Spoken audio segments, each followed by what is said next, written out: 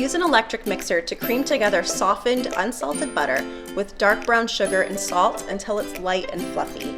Next, add an egg and vanilla extract and continue beating until the egg is just incorporated. Then sift together all-purpose flour and baking soda and add it to the mixer slowly, and then mix it all up until the dry ingredients are just combined. Then add rolled oats, mix it up, and then add chocolate chips and mix until they're evenly distributed, but don't overmix it or it could make the cookies tough.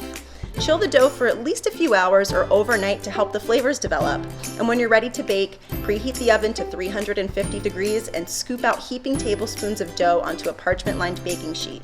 Press them down a bit in the middle with your thumb and then sprinkle with cinnamon sugar. That's what makes these taste extra special. Bake for 10 to 12 minutes and then let them cool right on the baking sheet, and be sure to share them with everyone you love.